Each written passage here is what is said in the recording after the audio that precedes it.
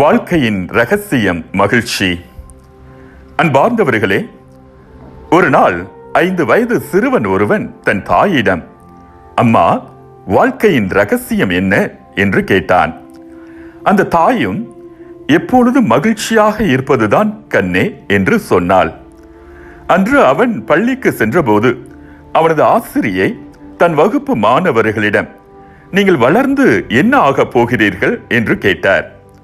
ஒரு மாணவன் டாக்டர் என்றான், இன்னொருவன் இன்ஜினியர் என்றான், இன்னொருவன் சயின்டிஸ்ட் என்றான். இப்படி ஒவ்வொருவரும் ஒவ்வொரு விருப்பத்தை தெரிவித்தனர். விதவிதமான பதில்களில் விதவிதமான விருப்பங்கள் தொனித்தன. ஆனால் அந்த சிறுவன் மட்டும், டீச்சர், நான் மகிழ்ச்சியாக இருக்க போகிறேன் என்றான். கோபமடைந்த அந்த ஆசிரியை, உனக்கு கேள்வி புரியவில்லை என்றார். அந்த சிறுவனோ, டீச்சர், உங்களுக்கு வாழ்க்கை புரியவில்லை என்றான். அன்பார்ந்தவர்களே, பிறர் ரசிக்க வாழ்வதை விட நம் மனம் நம்மை ரசிக்க வாழ்வதுதான் வாழ்க்கை.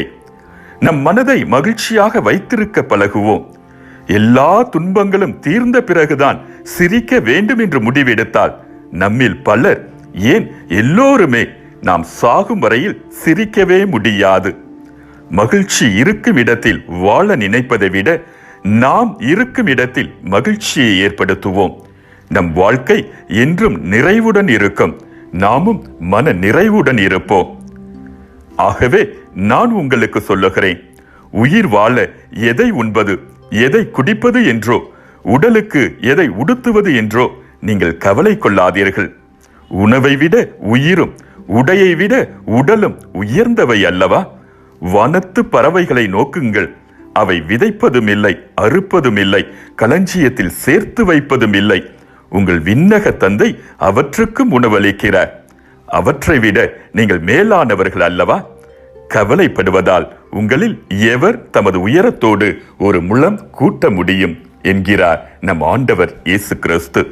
மத்தேயு நற்செய்தி 6ஆம் அதிகாரம் 25 முதல் 27 வரை உள்ள இறை வசனங்கள்.